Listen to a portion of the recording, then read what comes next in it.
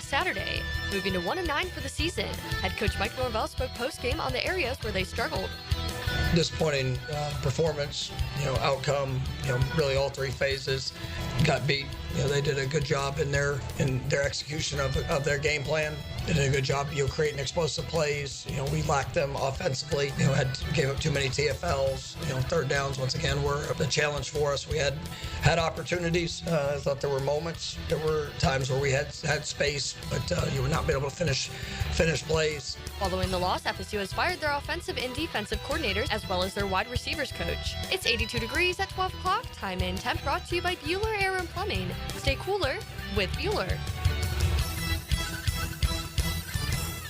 1010XL is presented by Farah and Farah, exclusive injury law firm of the Jacksonville Jaguars. Protecting you and your family. Call 396-5555. Jacksonville.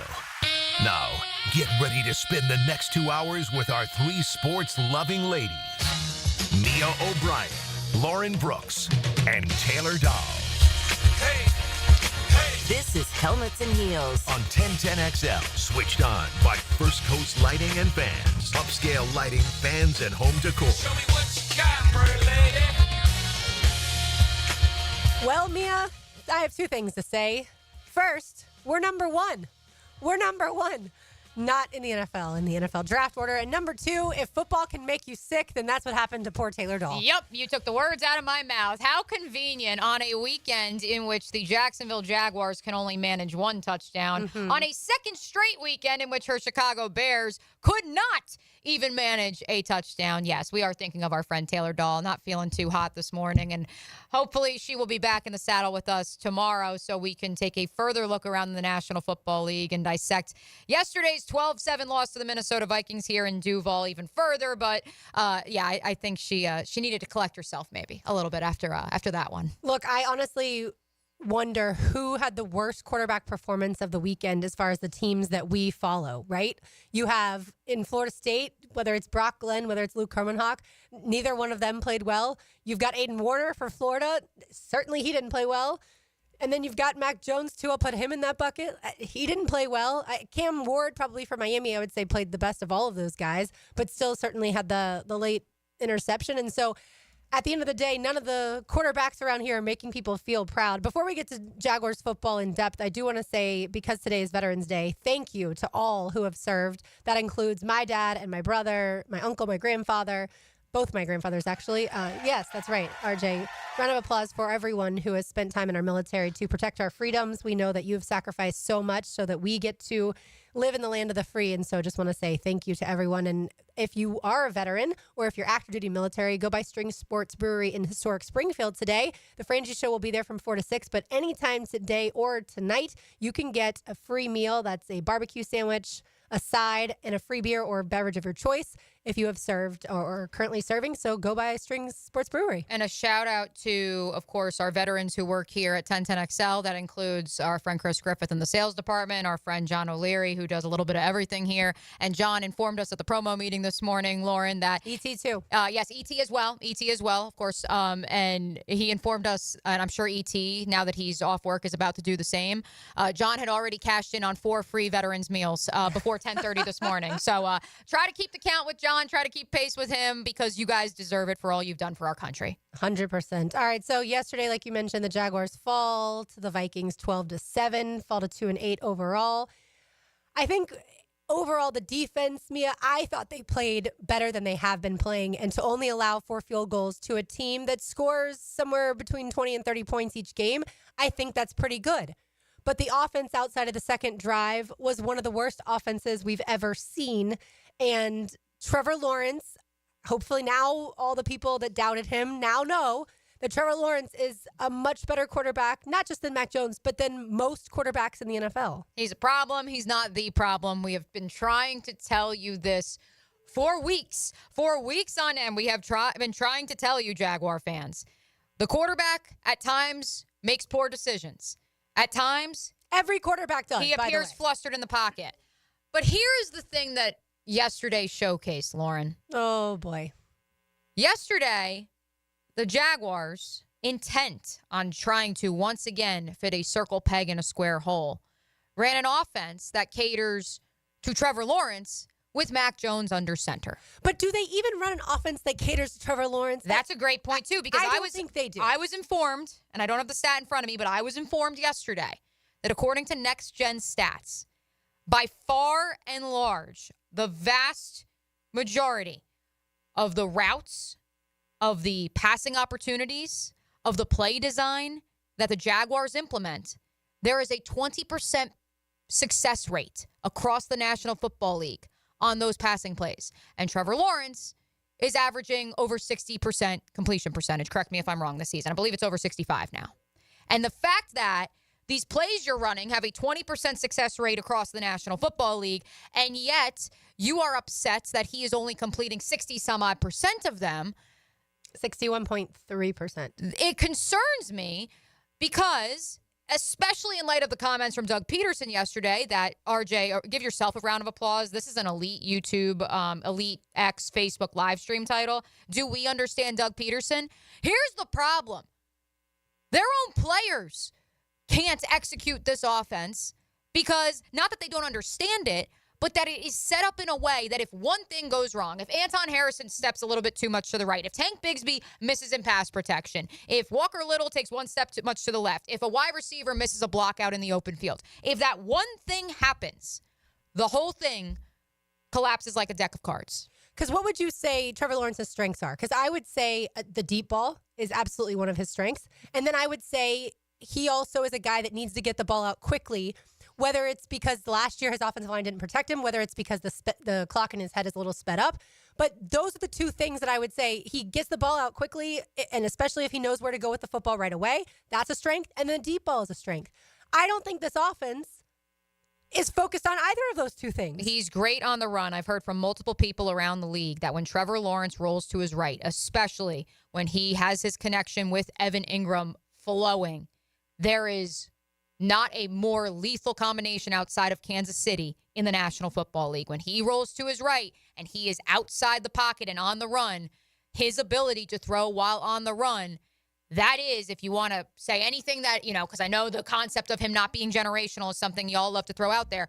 That is a throw that the percentage of completion, of success rate, it is unrivaled, again, outside of maybe Kansas City, Cincinnati, Buffalo, if you want to say Houston, although after last night, I'm not so sure you do. Yeah. So bootlegs, getting out in space on the run, I think he actually is more than a capable runner. I don't think they've employed that nearly enough. Yeah. But here's the thing, Lauren. It's good to know that Press Taylor and some folks down at the Miller Electric Center listen to our program and listen to the Superstation, because on that 70-yard touchdown drive, what did we see? We saw multiple completions to tight ends. We saw 2 tight end sets, 12 personnel, if you may. And what did we clamor for last week when Bretton Strange had just 9 offensive snaps after a career week the week prior? Yeah, it does seem odd that we talk about it, whether it's the media here, if it's fans, talk about it online amongst each other. We push a narrative like Brian Thomas Jr. needs to get the ball more. Tank Bigsby needs to be the starting running back right now. And then, Bretton Strange needs more snaps. And then we see it employed. Yet post-game, Doug acts like none of us have any idea what we're doing or talking about. Look, well, here's the thing. I just wanted to put a bow on what does Trevor do well, what does this offense do well. I thought Mac Jones on bootlegs to the tight end yesterday, I thought he found success. I think that 70-yard touchdown drive exhibits that. But then they went away from it. Why? That's what it feels like the offense, the play calling does, is they find success and then they go the opposite direction. Again, the only time I feel like we've really seen them hammer home something that they were doing successfully over and over again was against the Patriots and that run game. Look, I think if Mac Jones starts against the Lions, you're going to see the spread opened at 13.5, somewhere in there. I think you're going to see the Lions win by at least 2 touchdowns. I don't think Mac Jones is a very good quarterback. So the play calling was not ideal, but I also don't think that he can make some of the throws that he needs to be an NFL quarterback. I tweeted out, I wonder if maybe C.J. Beathard might be better because he does know this offense well and he also has experience. And I think he actually might have slightly better of an arm than Mac Jones. Is that crazy to say out loud? I don't know about because he doesn't have a great arm, but Mac just didn't seem to have the spin on the ball yesterday. No, I think a lot of it was, again, I think it's a tip of the cap to Brian Flores' defense. I think he short-circuited a couple of times in processing, which was hilarious because on the Terminex kickoff show, Hayes Carlyon said that was the one area that he wasn't worried about Mac because he is a cerebral quarterback, because he has had a knack both in college and at the National Football League level to decipher defenses. But look, Evan Ingram said it to us last week in the locker room. That defense is a headache. It's a beehive. They've got guys and disguises coming from where you would least expect it, and you can't compare it to any other defense in the National Football League. And so maybe that was perhaps why there was a lack of velocity on the ball. But also, Lauren, let's be real here. His average yards per completion, 5. Yeah. 5 yards per completion. That's not on Mac Jones. That's on the offensive structure and who the open receivers were. And that's certainly one of the points is Brian Thomas Jr. is not a focal point of this offense. And none of us can figure out why. We don't know why. If he's too hurt to play, then don't put him out there. If he's played the last 2 weeks, so he seems healthy enough to play, where is the design of the offense to get him the ball? It's one of those things that, yes, Christian Kirk not being there does change a little bit of what this offense can do. But you have a guy that's so much more talented than any receiver you've had in quite some time, and you don't get him the ball. They haven't updated next-gen stats yet, from what I can see, to include Mac Jones in the average time to throw. Trevor Lawrence's average time to throw this season through 9 games, 2.69. Here's some guys who have had less time to throw. Tua Tagovailoa, 2.39. A lot of that is by design, of course. Yes. Andy Dalton, Aaron Rodgers, Baker Mayfield orchestrated a pretty nice little game for a second straight week yesterday, despite a depleted core around him. Jameis Winston, Joe Flacco, Gardner Minshew. Look, I don't think you can blame this on the offensive line at this juncture, especially when you're down to your third guard. I think a lot of this is the play design. Why, when you are down, or even if it's a 1-point ball game, why are you throwing behind the line of scrimmage on consecutive plays when you have Brian Thomas Jr. and an alleged deep threat in Gabe Davis? I wish I had answers to these questions. I don't. We've tried to figure out what's wrong with this offense for weeks now. At the end of the day, it feels to me like Doug Pederson and Trevor Lawrence have not been on the same page this season at all. And you can certainly lump Press Taylor in with Doug Pederson. And I don't understand why Doug Pederson is willing to criticize Trevor Lawrence and not willing to criticize Mac Jones yesterday. If I was Doug, I would have been like, yeah, I thought we had a pretty good game plan, but we didn't execute, and that's partially on the quarterback. Because it was. But this season is much bigger than the Jaguars losing to the Vikings 12-7 yesterday. This season is about what's going to happen moving forward that's going to take this team from right around 500 last year, just one game above the last 2 seasons, to a team that's perennially in the playoffs. That's the biggest question now. I had a couple interesting conversations, both pregame and postgame yesterday. One that I had, were either of them with Shad, or were any of them with Shad? I briefly said hello to him, and I briefly spoke with Tony, but nothing of that nature. But the conversation that I had was someone at the stadium with regards to when the Kansas City Chiefs came here for a preseason game. When they came here for a preseason game, their entire pregame warm-up, from the moment they landed in Jacksonville, getting on the bus to the hotel, who's in the hotel, what they do when they're there, when they're in the locker room, every single minute of their time in Jacksonville was not only calculated, it was planned out, and it was part of a routine. I'm not saying that they don't do that at the Miller Electric Center, that the Jaguars under Doug Pederson don't do that. But from what this person said to me, it just was so clear that that is a system. That is an identity and a culture that you better follow suit or else you're going to get left behind. And this is how they operate. And this is what the plan is. And call it militaristic if you want, but ultimately, that's a team that's 9-0 right now. And I think a lot of it is because they have a golden horseshoe shoved up their butt somehow. But I also think a lot of it is because of the process. And that is what I would like to see whoever is coaching this team, whoever reimagines the Jaguars. Because I do think there are good pieces. I do think, dare I say, when Shad Khan said this is the most talented Jaguars team on paper, outside of 1999, I don't think he was that far off. So why is that talent not working? What beats talent? Coaching. Hard work. And when you have a coach on the other side that's better than you effort, in organization, putting guys in the right situation to succeed, having a culture. Again, the reason that the Jaguars were able to exceed all expectations in 2022 is because there was a bigger cause around them. And there was this idea of we are together, it's us against the world. This is how we do things, and we're going to keep, just keep chipping away at that rock until it finally breaks. And while we hear that week in and week out after the losses as they've piled up here in 2024, I'm not sure it's the same sentiment as it was back in 22. Well, it's frustrating. Which is sad because it's largely the same personnel. Right. It's frustrating because the culture was applauded.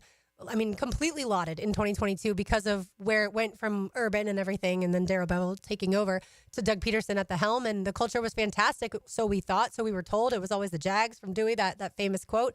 And then last year we blamed it a lot on injuries, whether it was the offensive line, Trevor, Christian Kirk being out.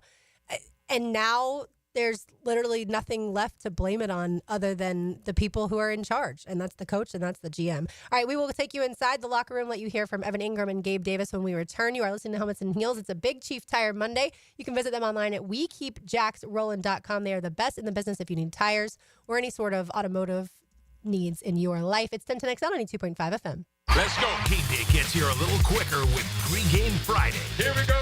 Who's in, who's out, who's on upset watch.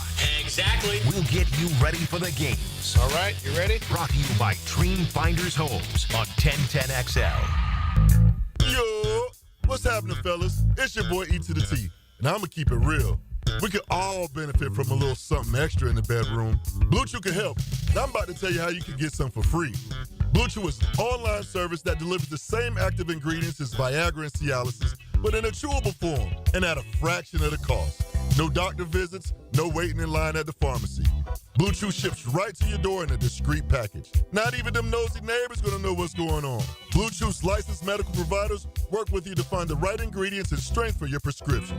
And did I mention the chewable? Just like popping a Mentos. And they're made right here in the good old US of A. Now you're asking, how do I get my Blue Chew? Visit BlueChew.com and make sure to enter promo code 1010XL at checkout. Try it for free and just pay $5 shipping. Turn that oh no into a oh yeah. That's right. Use promo code 1010XL and let your boy hook you up with some Blue Chew. Get your confidence back. Visit BlueChew.com. At Hodges Mazda, they are proud of their solid reputation in the Jacksonville community. Lauren Brooks here as your hometown Mazda dealer. Their high customer service standards and their huge inventory of new and used cars provide their customers a consistently first-rate car buying experience. Their professional non-commissioned sales team puts your best interest first without exception. And every vehicle purchase from Hodges Mazda comes with 2 years free maintenance. Visit Hodges Mazda today or shop online at HodgesMazda.com and discover the Hodges Mazda difference. Florida's weather is unpredictable. Don't let the Epic Chill catch you off guard. For reliable heating services, call Epic Cool Heating and Air. Keep your home cozy all season long. Call 904-859-EPIC, 904-859-3742. Mia here for MyBookie. Hope everyone had a profitable betting weekend. Monday Night Football tonight, and hope you followed us for last week's play because Cade Otton hit that touchdown bet. Tonight, the Miami Dolphins travel to the Los Angeles Rams, where it's basically a pick'em game.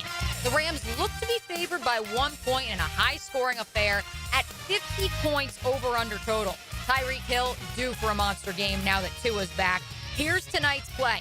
Right now at MyBookie, you can get a same-game parlay, Tyreek over 5.5 catches and over 77.5 receiving yards. That, my friends, pays $244 on a $100 bet. If this game turns into a shootout, Tyreek can do that in his sleep. Guys, MyBookie has the best sign-up bonus in the industry for Florida bettors. Our listeners can sign up using promo code 1010XL to claim a bonus that doubles your money on your first deposit up to $1,000. Promo code 1010XL to claim your double deposit bonus for Monday Night Football. Bet anywhere, anytime, and make your season a winning season with MyBookie. It's a Big Chief Tire Monday on Helmets and Heels. Value or flavor? Price or taste? Why choose when you can get both with everyday deals at Sunny's? Right now, you can get the pork big deal for $10 the pork and rib combo for $12, and all-you-can-eat ribs for just $19.99. Yep, you heard right. All your favorites are now available all day, every day. And that's why it's always Sonny's here. Sonny's Barbecue, local pitmaster since '68.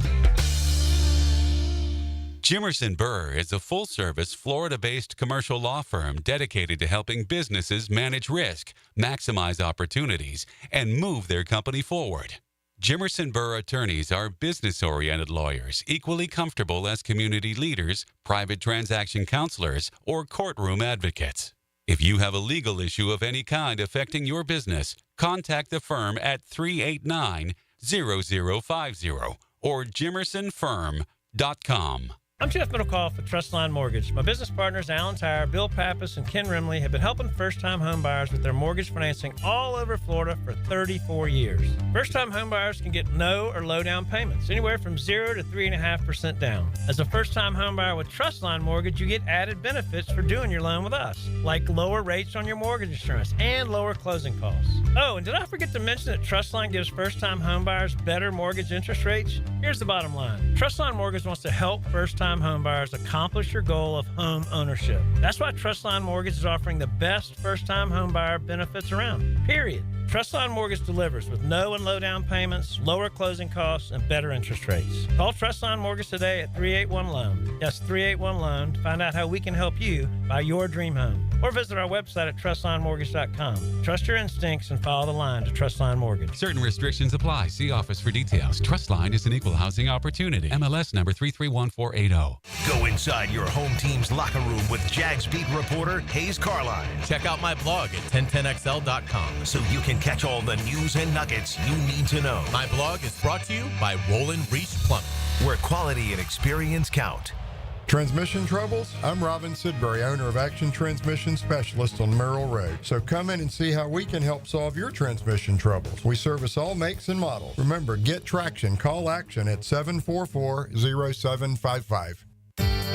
Joint replacement surgery is always a tough decision, but relief from chronic pain may be just around the corner. Dr. George Barra here, and there's a lot to consider to make sure you get the proper diagnosis and best path back to the range of motion and mobility you had. Age, lifestyle, and overall health all play a part. Let the team at Barrier Orthopedics give you a full analysis to help you make the best decision. Log on to barrierorthopedics.com or call the office to make an appointment. With offices across Jacksonville and ready to help you feel good again, we'll get you back on the road to recovery at Barrier Orthopedics. 1010XL is presented by Farah and Farah, exclusive injury law firm of the Jacksonville Jaguars. Protecting you and your family. Call 396-5555, Jacksonville. This is Helmets and Heels. Kept classy by First Coast Lighting and Fans. Upscale lighting, fans, and home decor. On 1010XL. Mia O'Brien, RJ Saunders. I'm Lauren Brooks with you on this Veterans Day. Taylor Dahl out today, hopefully back tomorrow. How was the locker room following the loss yesterday, Mia? Yeah, you know, Gus asked me on Duval Rundown yesterday in the post-game show, which you guys should tune on in. I know there was about 2,000 of you guys in there yesterday, which we appreciate you guys tuning in on the 1010XL Jaguars YouTube channel, X, and Facebook. He asked me, he goes, I feel like the last few losses you've come out of the locker room and said, hey, you know, the vibes weren't awful. Guys felt like, hey, we're close, like we're there. It's a one-score game. We've now lost how many? By less than 5 points.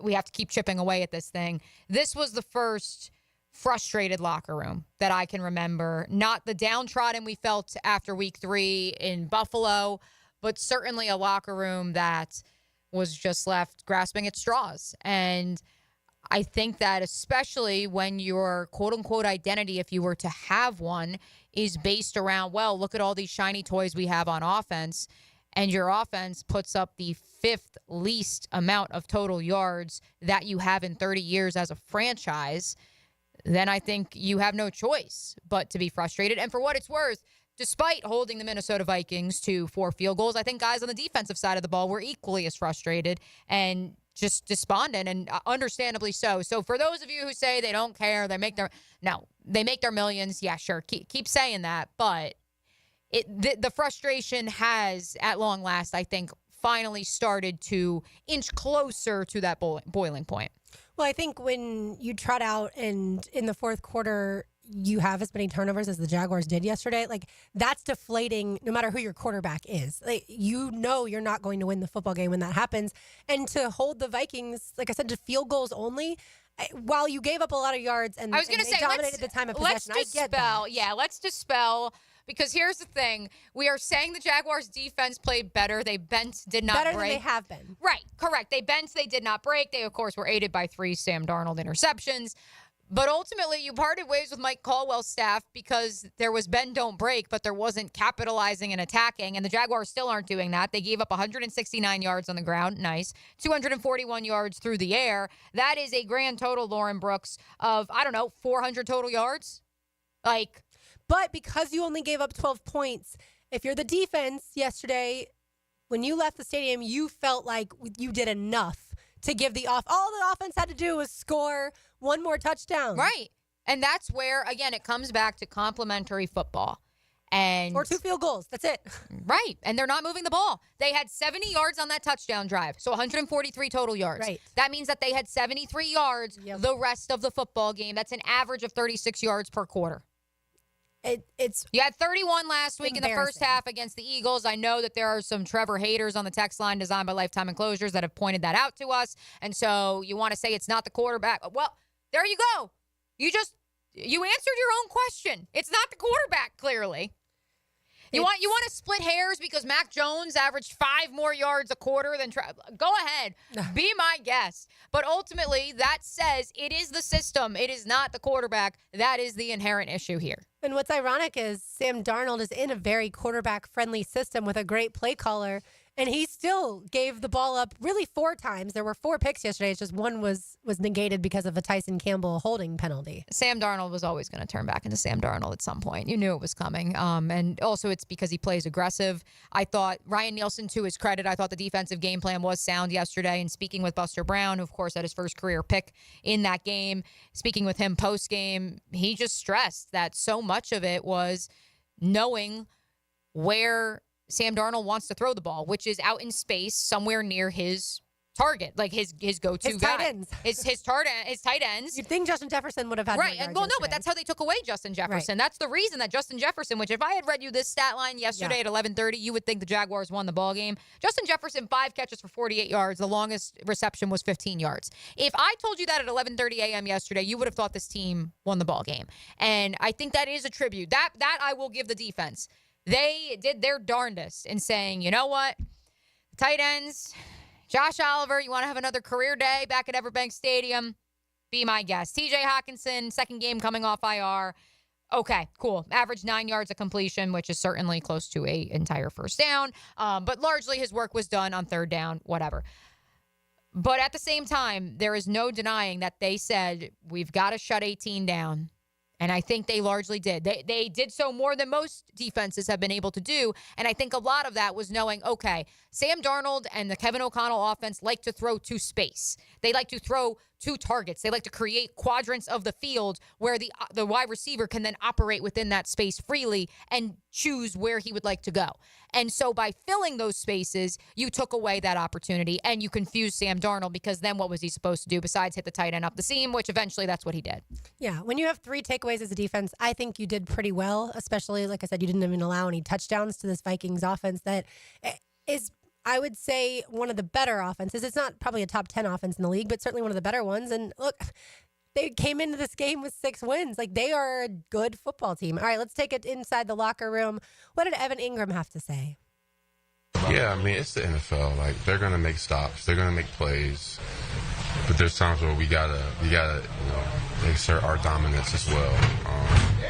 And we didn't do that today after that one drive that we did. We did that, and so we didn't build on that. We didn't really come back to that.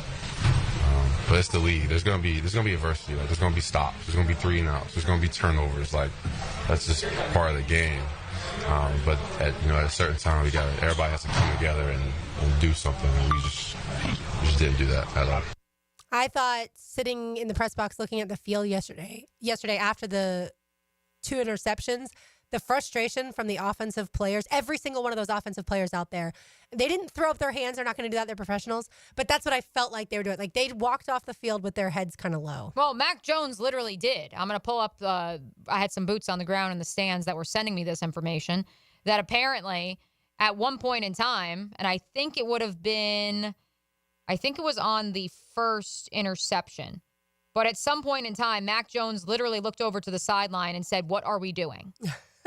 So, yeah. And I believe that also showed up on the TV broadcast as well. Which I was told that Mark Sanchez on the TV broadcast multiple times, instead of calling him Brian Thomas Jr., called him Brian Robinson Jr. So way to go, Mark Sanchez, in doing your homework for an NFL game. Well done there. But look, Mac Jones has now played in 2 games this season, Mia, and he has 2 fumbles, and now obviously add the 2 interceptions as well. Like, the offense was never going to be super successful with him at the helm, because it hasn't been super successful with a much more talented quarterback in Trevor Lawrence at the helm either. And so what should you do in that situation? I don't know. Maybe design a game plan that showcases what Mac Jones is good at. Maybe lean into the run game, which I understand the Vikings have the second best run defense in the National Football League. They certainly stymied Travis Etienne and Tank Bigsby. But did you also give those players an opportunity to, quote-unquote, lather up?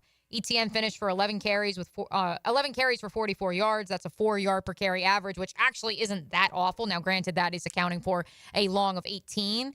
Tank Bigsby, 2 carries for 4 yards. Shout out to all the fantasy football owners that traded for Tank a few weeks ago and said Travis Etienne was no longer RB1 and it's over in Jacksonville for him. It's over for the run game, because even when it's a one-possession game, I understand you were down to your 3rd-string left guard. I understand that it's a depleted unit with Brandon Scherf essentially playing on one leg. But ultimately, if that is where you've had success, and even if, let's say, ETM was averaging 4 yards a carry, what's 4 times 3? 12. That's more than a first down, the 10 yards you need for a first down. So just keep running it and hope the dam breaks, because that's how this run game was designed. They do, running back-wise, they need to work on their blitz pickups. That was, I think, the pass protection was obvious yesterday that was a hole in their game for sure. But I thought Travis Etienne looked the best he has in quite some time as far as his movement and motion, being able to get.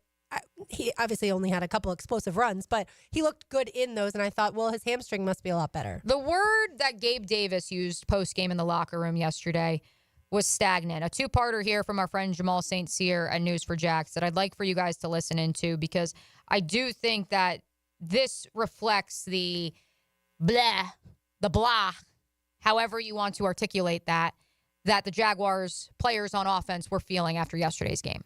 Yeah, I mean, I feel like, again, once we scored, I'm like, all right, now we kind of get into a little groove, and then, kind of got stagnant. And stayed that way. Really can never really put nothing together. So it sucks to be in that position, because you don't know why until you watch the film. That stagnant feeling just happen during games sometimes, or is it something that you just kind of need something to snap you out of, like a play? Yeah, I mean, you just have to keep the energy up and still believe that you can do it. And, I feel like that was there. We did everything right all the way up until executing. So it's just Yeah.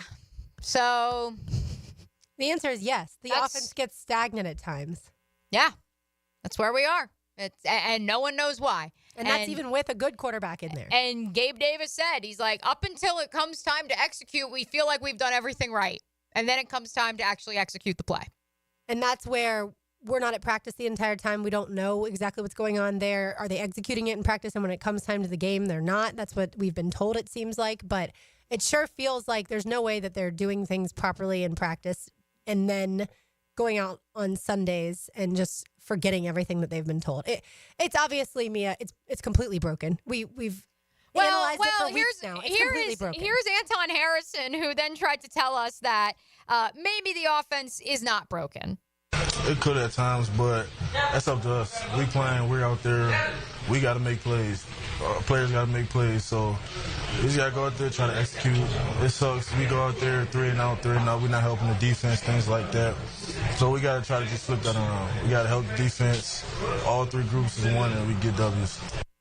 Execution. It's on the players. I think he's been listening to Doug Pederson throughout the week. Well, hopefully they fix it before heading to Detroit on Sunday to take on a Lions team that's only lost one game this season. And they are 13-point dogs as of right now, according to mybookie.ag, headed up to Detroit. Yeah. All right, we'll get it to college football, talk a little bit about the Noles, the Canes, the Dogs when we return. You are listening. Yeah, that's right. I didn't say Gators. I don't want to talk about them. You are listening to Helmets and Heels on a Big Chief Tire Monday on 1010XL 92.5 FM. This is Tony Baselli, Pro Football Hall of Famer. I was known for protecting our quarterback. These days, I'm extending that protection to a different arena, your home. I have partnered with Heritage Roofing of North Florida, your premier local roofers with over 25 years of experience. Heritage is your go-to roofer for hurricane preparation with same-day inspections and estimates. They also work with all insurance companies. Let Heritage Roofing of North Florida safeguard your home and family. Visit heritagenfl.com for your free estimate today. State license CCC 1335410. Mia here, and when I was buying a new construction home last summer, there was no question. Dreamfinders Homes was the builder for me. A big reason why, they're unbeatable interest rates. Right now, you can take advantage of a 2.99% year one rate. Wow. Find your dream home, take advantage of unbeatable rates, and move in today. I'll say it again, 2.99% year one rate. Dreamfinders Homes, the official home builder of the Jacksonville Jaguars. Hi, this is Dave Barker. Want to grow your hair back? IHRS, right here in Jacksonville, is the only hair transplant clinic in the country that offers multi-unit hair grafting, FUE NeoGraft hair transplants, and the 45-minute effective PRP treatments. Multi-unit hair grafting gave me more hair in one procedure and within my budget. Thank you, IHRS. IHRS showed me what was causing my hair loss and helped stop it. Schedule a free evaluation and find out how to grow your hair back and keep the hair you have. Call 904-777-IHRS. Take the first step to restoring your hair today. Visit hairforme.com. Now my hair will grow for the rest of my life. Thanks, IHRS. IHRS has been restoring hair for men and women for over 30 years. Call now for a free in-person or virtual evaluation. 904-777-IHRS. That's 904-777-4477. Or visit hair4me.com. It's a Big Chief Tire Monday. The local Jacksonville shop for fair prices and service you can trust. If you're like most Americans, you have a ton of credit card debt and you're paying insane interest rates on that debt every month. Same for car loans and personal loans. Stop getting ripped off. Let Loan Pronto consolidate that debt for you at a significantly lower rate using the equity in your home. Hey, it's Prosper here, and Loan Pronto's Express Equity Line of Credit can get you up to $500,000. So you can consolidate your debt in as fast as 5 days. Their average client saves over $1,000 every month by doing this. Right now is the best time to act. With an Express Equity Line of Credit, you can access up to 90% of your home's equity, usually without an appraisal. Don't put it off. Get your financial house in order for the new year and call Loan Pronto now to see what you can save. It's a free quote and there's no credit pull, unlike the other guys. Call now, 904-999-1508 or go to loanpronto.com. Equal housing lender, NMLS 1661781, subject to lender approval. Don't be sidelined from an injury that keeps you out of the game. Get the care the pros receive. Now available at Injury Care Centers, newly FDA regenerative treatments that will significantly shorten your recovery time. Sprains, strains, fractures, post-op surgeries, cut your recovery time in half or shorter. Masking pain just makes it worse. Fix it now. Call 904-783-0008. That's 904-783-0008. Injury care starts at Injury Care Centers. Post-Game Monday on 1010XL is brought to you by Dandy Foods, makers of quality fresh sandwiches and home of the good stuff. Now, it's time to showcase the Crown Royal Special Teams Player of the Game. Live generously and life will treat you royally. Logan Cook gave a steamy performance on Sunday against the Vikings. The Jacksonville punter had 5 punts for 274 yards, with his longest punt going for 68 yards. Cook sliced and diced the opposition on his way to a spectacular showing, and he's your Crown Royal Special Teams Player of the Game. It's a sale so big, it's been over 40 years in the making. It's Beard's Diamonds' incredible 44th anniversary sale. Everything store-wide is on sale, up to 44% off. Beard's Diamonds at the St. John's Town Center or beardsdiamonds.com. Collisions happen on every play in football. Collisions also happen every day on the road. If you need auto body repair, from a $30 job to a $30,000 job, trust San Jose Collision in Mandarin. This date in sports history is brought to you by Southeast Orthopedic Specialists. On November 11, 1987, MLB pitching legend Boston Red Sox starter Roger Clemens wins back-to-back American League Cy Young Awards. I was so excited when I heard the sandwich was back. What's up? This is Mike. And this is Celia. And a little thing we love about the Chick-fil-A Honey Pepper Pimento Chicken Sandwich is the symphony of flavors. You can always count on that crispy, tender, juicy chicken. It's so good. My favorite part is the pimento cheese. Topped off with the honey, it all comes together perfectly. I like the original. I like the spicy chicken filet. But either way, you're getting a winner. The Chick-fil-A Honey Pepper Pimento Chicken Sandwich is back with a bite. Try it with the original or spicy filet, now for a limited time. Real guests paid for their testimonials. Hey, it's Matt Hayes. November is Veterans Month, and Awaken 180 is honoring all active duty veterans and spouses with 15% off our entire program, plus the same free support for life all clients receive. Celebrate Veterans Month with 50% off at awaken180weightloss.com. Hey everybody, it's Mike Dempsey, and I just cannot say enough good things about my friends at Pella Windows and Doors. They have the highest quality products, the strongest limited warranties in the industry, and they just flat out look amazing. But don't just take my word for it. Consumer Reports still has Pella rated #1 in all 3 major window categories, so why not go with the best? Call them today or visit the Pella showroom, and be sure to ask about the latest hurricane and impact-resistant windows. That's Pella Windows and Doors on Phillips Highway, and tell them Mike sent you. This is Dr. Kevin Kaplan, head team physician for your Jacksonville Jaguars. Here's the latest update on the Jags, brought to you by Baptist Health and JOI. The Jaguars had 143 total yards of offense on Sunday against the Vikings. That's the 5th lowest single-game total in franchise history. Former Jags quarterback David Garrard this morning on Jaguars Today on the performance of the offense. That shows you that they did not have, they didn't have them prepared, but once they got in the game, there was no adjustments whatsoever to try to figure some things out. Why did it take so long for us to start throwing the ball to BTJ? Mac just could not find anybody to get anybody the ball to even give us a chance to make any plays. It was sad. David Garrard on Jaguars Today. I'm Andrew Gibson with your Jacksonville Orthopedic Institute Jaguars Update. 1010XL is presented by Farah & Farah, exclusive injury law firm of the Jacksonville Jaguars. Protecting you and your family. Call 396-5555. Jacksonville. Helmets and Heels is switched on by First Coast Lighting and Fans. Upscale lighting, fans, and home decor on 1010XL. Mia O'Brien, RJ Saunders, I'm Lauren Brooks with you. Taylor Dahl has the day off. She'll be back tomorrow, hopefully feeling better. We'll get into some college football. Mia, I'm sure you saw this on Twitter that not a single team in the state of Florida won this past weekend. No FCS school, no FBS school, no professional team. However, the Dolphins do play at the Rams tonight, so the Dolphins could be the only Florida team to get a victory. I said it last week, Lauren, and I will say it again.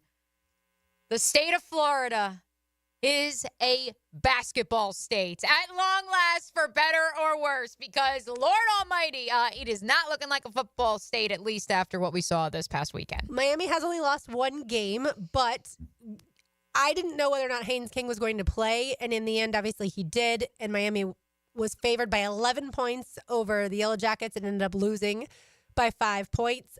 Cam Ward and the Miami offense, I feel like, has always played well throughout the season. It's the defense that has given up tons of explosive plays and a lot of points, and it finally caught up with them that the offense couldn't outscore an opposing team. And it's the same thing that hit Iowa State the last 2 weeks. They also had that golden horseshoe shoved up their butt for weeks on end, in which the offense was bailing them out of inopportune moments on defense when they'd give up these large chunk plays and large touchdowns late into ball games, like we saw when they played. That was UCF. That was the week prior to being upset by Texas Tech at Jack Trice Stadium in Ames.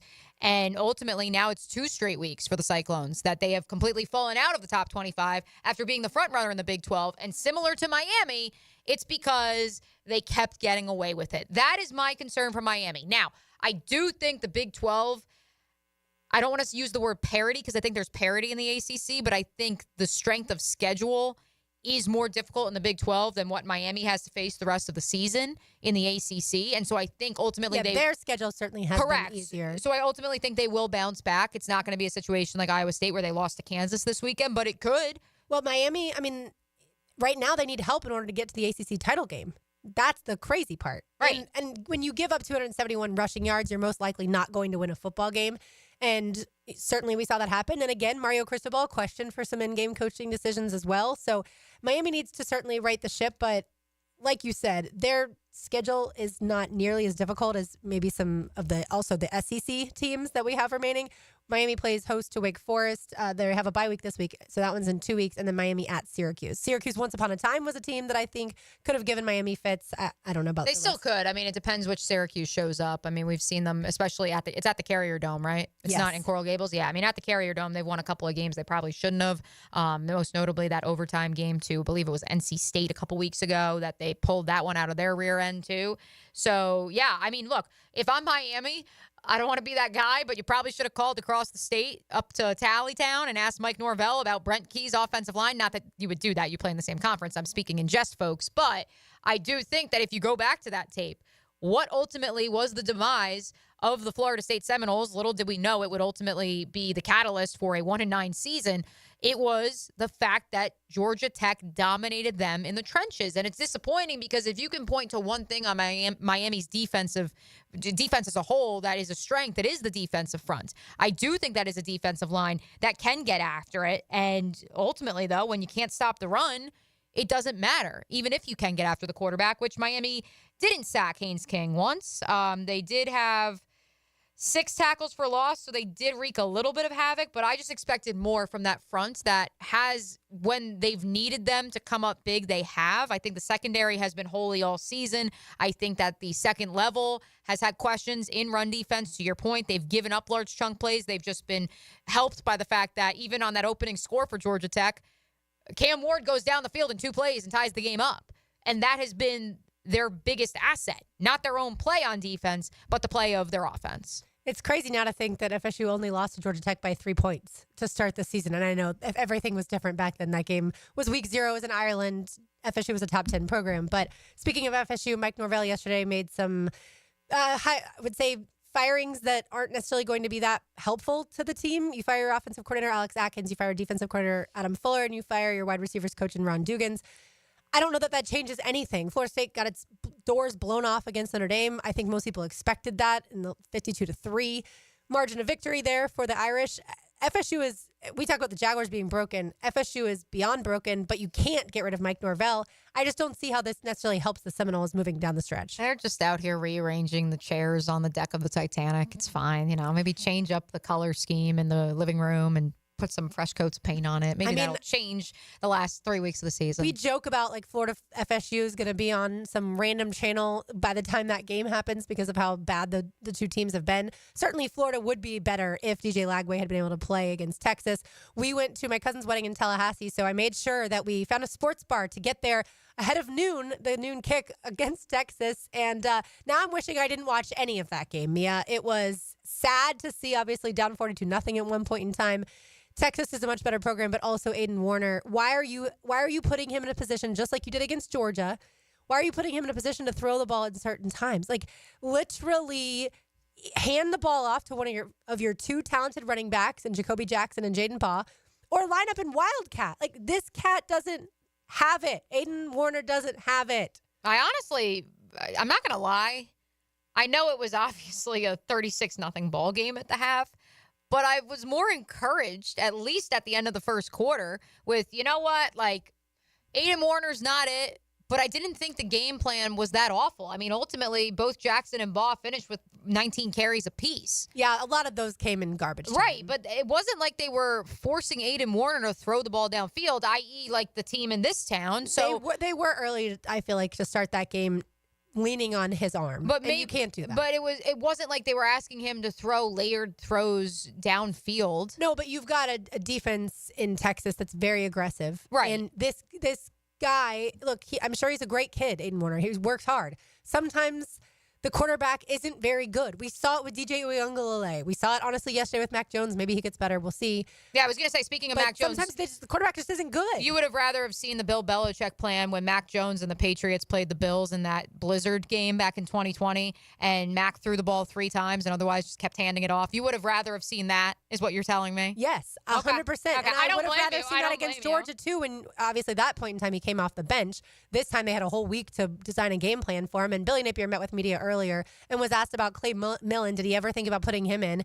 And I don't understand why the answer was an emphatic no. I understand that you may not have had Millen as ready as Warner, but I don't understand why Warner was a better choice over Millen, considering Millen had a decent year at Colorado State once upon a time, and Warner's never really played football. But that's neither here nor there. We'll see what happens with DJ Lagway. He was able to, or Billy Napier expects him to be able to practice this week. He said he is improving. Obviously, you didn't even see him dressed out on Saturday, despite the fact that he was listed as questionable. He warmed up. Right, but once the game kicked off, you could tell he had no shoulder pads on, and he was never going in that game. That was a little bit of gamesmanship, and I don't blame Napier for that. But at the end of the day, you definitely got destroyed there in Austin, and I felt for all the Gators fans that I know that made that trip.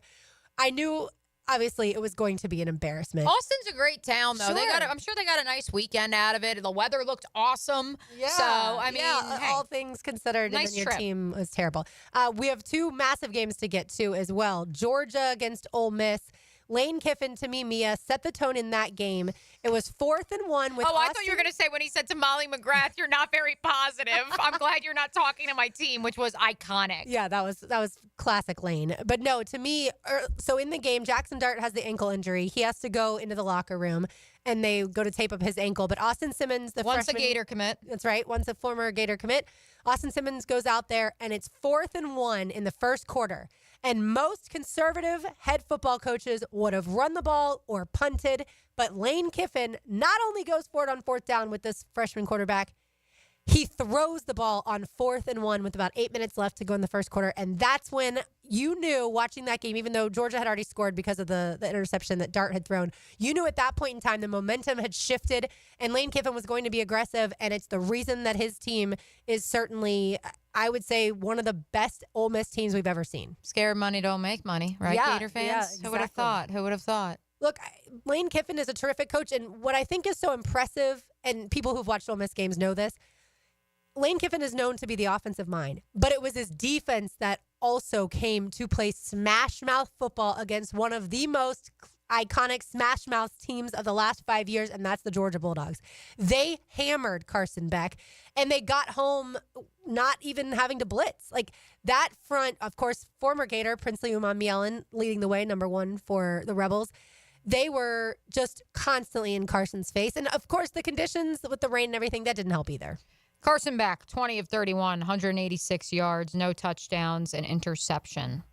Yeah, tipped pass for him. And a fumble that was lost. Yeah. So now I have to ask you the chicken or egg question. Sure. Is it Carson Beck? Is it the offense? I know we just spent 2 segments defending Trevor Lawrence and saying clearly it's not the quarterback, it's the system. Is this the quarterback or is this the system? I honestly think it's both. I think there's a lot of factors. One, he lost his best playmakers. We knew that, with Ladd McConkey and Brock Bowers both going to the NFL. His other best receiver going into the season is also in prison right now. Yeah, that's another one. Issues there off the field, which Kirby Smart has to address that in a whole different level. But then you've got the fact that the offensive line that has been one of the biggest assets. Everyone talks about Georgia's defensive front over the last few years when they've won the championship games and certainly gotten to the SEC championship. But it's the offensive line, too, that has been so incredibly talented, and they've been able to run the ball because of the offensive line, and the offensive line has protected the quarterback. Are you telling me that Stetson Bennett is a better quarterback than Carson Beck? In that system, he was. Is Carson Beck more talented? Absolutely. It's also a different system. But, right, Mike Bobo taking over is a different system. But whatever they designed for Stetson Bennett was better than what they've designed for Carson Beck, but he also doesn't have the talented weapons. I mean, he got the ball out quickly at times, and his receivers were tackled immediately. So I don't know what the future is for Georgia, other than the fact that they opened as 9-point favorites over Tennessee Saturday night in Athens. That shocked me when I saw that line last night. It's in Athens, and I think it is, but 9? Kirby's going to be so just livid, ripping new you-know-whats this week. I mean, Josh Heupel, if I'm Josh Heupel, I look at the game plan that Lane Kiffin designed, And I go into Athens, and I'm going to be as high-flying as Kiffin was. Does he have the horses for course? We'll find out, certainly, but I never imagined Ole Miss to take Georgia out like they did. Yeah, no. They were more physical. And Can Tennessee be more physical? It's crazy to see that they only scored 12 points in the second half because it felt like just like an onslaught, and this thing got away from Georgia so quickly. But ultimately, look, I do think Tennessee does have the horses for the course because they have multiple potential day 1, day 2 draft picks on that defense. And I think that is something that we don't talk about when we talk about Ole Miss. The fact that they have Princely Umanmielen, the fact that they have Walter Nolan, who once upon a time was the number 1 recruit in the class of, what would that have been, 21? And of Trey course, Harris, too, who didn't end up really playing because he was of injury, but he's going to be an NFL star. Right. Was at A&M, transferred to Ole Miss, among those others who transferred in this offseason. And so I do think that the defense being underrated, and to your point, winning the trenches, that was huge. I think Tennessee has the ability and the guys, at the very least on paper, to do that. I don't know if they can get over the mental block that is Georgia. I also think that if you're Georgia, you once again have to rest your cap on your defense and hope that your defense can lure a younger quarterback in Nico Iamaleava into worse situations than you were able to. I mean, then again, you just played a young quarterback in Austin Simmons for at least a quarter when Jackson Dart went down, but ultimately Dart did return, and he's a veteran quarterback. And so you hope that you can lure them into questionable situations and you can rest your cap on your defense, because right now the other bread and butter that you have, your run game, amassed a grand total of 59 yards on the ground. And Tennessee can run the ball. In a monsoon. Right. They've shown that they can run the ball with Dylan Sampson. So I think that one's going to be closer than the 9-point spread. We'll see. And finally, Alabama just absolutely took LSU to the woodshed, and that shouldn't surprise people because of the fact of LSU's defense is not good against mobile quarterbacks. So what did Jalen Milroe do? Run the ball all over LSU. And LSU, Brian Kelly, they're out. They're not going to make the playoff. The final games of this season, the final 3 games to determine who's going to be in the SEC championship game, is fascinating. Yeah, I've been a Nussmeier stan throughout this season. Ultimately, I always knew, and he probably will be coming back to college football next season for a second, go round as the full-time starter at LSU. And I think that's a good thing, because I do think in terms of pure pocket passers, I think he is one of the better pure pocket passers, especially with the regression we've seen from Carson Beck and Quinn Ewers this season, although obviously Quinn Ewers looked awesome with a career-high 5 touchdowns this past weekend. I'm curious defensively for LSU. The cure-all was supposed to be you took Mizzou's all-knowing defensive staff, you bring them to Baton Rouge, and they were going to fix everything. Clearly, they did not. And that's where I think Brian Kelly is going to have to once again go back to the drawing board. I do want to chime in with one from our Heeligans off the text line, designed by Lifetime Enclosures. We love you dog fans, by the way. You keep us in check, especially when it comes to all the comings and goings up there in Athens. So we appreciate you guys keeping us on the straight and narrow. This is from 514. Last year, Bozo kept Monken's ideology, so the offense wasn't too bad, and he wanted to make the transition easier. This year, it's all Bozo's offense. He's referring to Mike Bobo, by the way, folks. Yeah. James Coley, the wide receiver coach, and Sorrells is the offensive line coach. We need to change all of them. O-line recruiting is below average, lead the nation in drops, and can't run the ball. Admittedly, I was excited to have him back. He was good with Richt and some lackluster quarterbacks outside of Stafford, Shockley, and Murray. There you have it. Todd Monken, obviously the offensive coordinator for the Ravens, having a much better season. If we're going to call Ryan Nielsen Rick Nielsen, I think we need to start calling Mike Bobo Bozo then until Georgia beats Tennessee. Are we okay with that, Heeligans? Is that part of the game plan for the rest of the week? All right, we've got more to do. You are listening to Helmets and Heels on a Big Chief Tire Monday. Find them online at wekeepjacksrollin.com. It's 1010XL 92.5 FM. If offense and defense don't win the game, sometimes it's up to the special team. And here comes the field goal team. They've got to hurry. After the game, catch the Crown Royal Special Teams Player of the Game. Live generously and life will treat you royally on 1010XL. Now you can watch 1010XL shows all day on X, Facebook, and YouTube. Brought to you by MyBookie. Experience Vegas from the comfort of your phone anytime, anywhere. Sign up today. Use promo code 1010XL. Mia here for Duck Duck Rooter. The holidays are coming, and so is your family. Is your septic system ready? What about that leaky kitchen faucet or that toilet that has been struggling to flush? Don't let plumbing chaos steal your holiday cheer. Call Duck Duck Rooter today to fix those issues before Aunt Linda and Cousin Earl blame you for ruining Thanksgiving dinner. Call 904-862-6769 or visit DuckDuckRooter.com. Duck Duck Rooter is a proud partner of the Jacksonville Jaguars. Did you know you can charge the all-new Honda Electric Prologue in the same receptacle as your phone? You don't need these special charging stations at your home. Simply plug in your Honda or your phone. See your local Honda dealer now. We're electrified. When it comes to selling your home, it can be stressful. Take the stress out with my friends, Chad and Sandy Newman. Maybe you're worried you won't sell your home for the price you need. How's this for a guarantee? Chad and Sandy guarantee your home sold at an agreed-upon price and deadline, or they'll buy it. No required costly repairs. Pick your move date. There are no long-term contracts, and you can cancel at any time.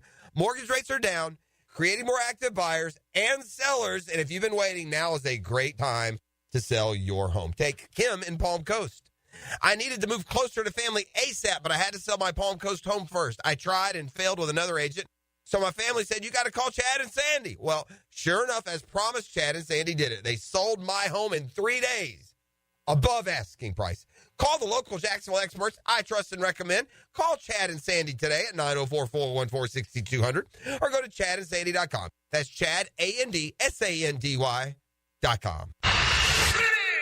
Universal Roof and Contracting presents the Offensive Player of the Game. Universal Roof and Contracting. The difference is universal. Evan Ingram was dynamic for Jacksonville while in the Sunshine State against Minnesota. The 6'3" tight end tallied 6 receptions for 40 yards, averaging about 6.7 yards per catch. Double E was bounding and astounding all game long, and he's your Universal Roof and Contracting Offensive Player of the Game.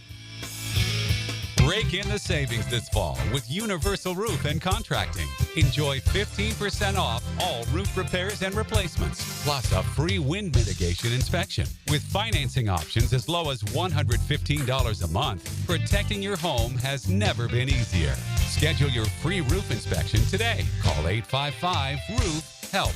Offer expires November 30th. Protect your home and your wallet. License number CCC 057165, CBC 1258484. David Garrard here. Playing in the NFL can put a lot of wear and tear on your body, especially your knees.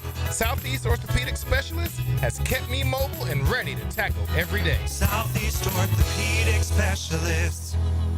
David Garrard here. I've had the PRP treatment from Southeast Orthopedic Specialist, and my knees are really doing well. Platelet-rich plasma treatment may be the answer for whatever is hurting you. Southeast Orthopedic Specialist. Big Chief Tire Monday on Helmets and Heels. When you head out for a night with friends or going to the big game, don't forget the best game plan to win the night is to designate a driver and guarantee a safe ride home. Hydrating between buds is the best play you can make. Bud Light, reminding all to drink wiser. Jacksonville contractors and business owners. Do you need chain link fence, commercial steel, or rolling doors? Frank Franchi here. Coyle & Sons has been in business in Jacksonville since 1927. They've earned the reputation of quality and specialized skill. Coyle & Sons are the ones trusted in Jacksonville by the top contractors, and they can stand on their reputation when you need almost 100 years of commercial contractor experience. So contact Coyle & Sons today. That's 904-356-4821 or visit them at coiljacks.com. Our slogan, Know Before You Blow, applies to more than just DUI cases. Hi, I'm attorney Lee Lockett of Lockett Law. Battery charges can result in jail time and criminal convictions too, so know before you blow a gasket and hit a loved one or a stranger. Drug crimes like possession of marijuana and cocaine will land you in cuffs too, so know before you blow. In a boating under the influence case, you also have the option to blow or not to blow. So know your options. Know before you blow. Go to knowbeforeyouBlow.com now. Offices Jacksonville. The flagship station of the Jaguars. WJXL AM Jacksonville Beach. WJXL FM Jacksonville Beach. Navy Mutual was created by service members for service members, so we know what it means to serve. Our policies have no active duty service restrictions, so you can rest assured that you're covered no matter your duty station, home or abroad. To go even further, we promise that premiums will not be higher for those who serve in dangerous environments, including aviation, diving, or on deployments. Let us help you protect those you love the most. Learn more at NavyMutual.org. This is Greg Huntington, a.k.a. The Mangler. I'm on the winning team at Waste Management. WM is the largest sustainability company in North America. If your business needs sustainable environmental services for waste removal and recycling collection, then you can count on the industry leader of WM to deliver results. Your services will be completed in a timely, safe, and eco-friendly manner. Go to WM.com/Duval. That's WM.com/Duval and get signed up today. If anyone can talk trash, it's the Mangler. This is Molly McDonald with your 1010XL Southeast Orthopedic Specialist Local Sports Update, brought to you by Advanced Business Solutions. The Texas Longhorns successfully defended their home field this past Saturday against the Florida Gators 49-17. Head coach Billy Napier spoke post-game on failing to capitalize on opportunities, as well as the defensive frustrations after weeks of improvement. Look, we struggled to get anything going early. Obviously, the first half where, they have 353 yards, about 10 yards of play. It just felt like the rush and the coverage never married up. I didn't think we tackled very well. Just overall fundamentals and technique, obviously in the back end, we struggled to keep up with them and then tackle all the loose plays. Look, I do think the kids continue to play. We scored 3 times in the second half, but not good enough. The loss kept the Gators winless in all 4 meetings against the Texas Longhorns in their all-time series. It's 83 degrees at 1 o'clock. Time and temp brought to you by Bueller Air and Plumbing. Stay cooler with Bueller. 1010XL is presented by Farah & Farah, exclusive injury law firm of the Jacksonville Jaguars. Protecting you and your family. Call 396-5555. Jacksonville. Light up your lunch with Helmets and Heels. Presented by First Coast Lighting and Fans. On 1010XL. Mia O'Brien, RJ Saunders, I'm Lauren Brooks with you. Taylor Dahl off today. Hopefully we'll be back tomorrow and feeling well. All right, so the Jaguars-Vikings game, Mia, was not the only game to see lots of sloppy quarterback play. The Lions-Texans game last night, 7 interceptions between Jared Goff and C.J. Stroud.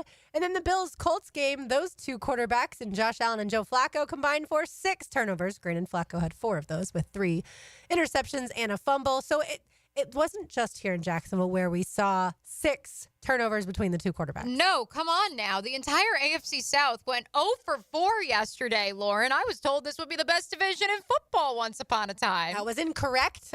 Very, very poor play outside of, the Texans didn't play well, but they lost the game. They did play well, I thought, for a good portion Their of that defense game. showed up. Yeah. And that was a pleasant development if you're a Houston Texans fan. I think if you had told anyone in Jacksonville that losing Foley Fatukasi in the second half to a foot injury would negatively impact this Texans team to the point that it allowed Detroit to not only outscore them in the second half, but the Texans were they were shut out and the Lions put up 19 points in the second half of play. I don't think anybody here may have believed you, but maybe he's the straw that stirs the drink. I think Danico Autry looked awesome, at least in the first half of that game. Perhaps the Lions changed some things up. They were without their left tackle, but ultimately Penei Sewell is like one of the 3 best pure athletes in the National Football League, and they adjusted. And I know the conversation in college and the NFL of how much can you actually adjust at halftime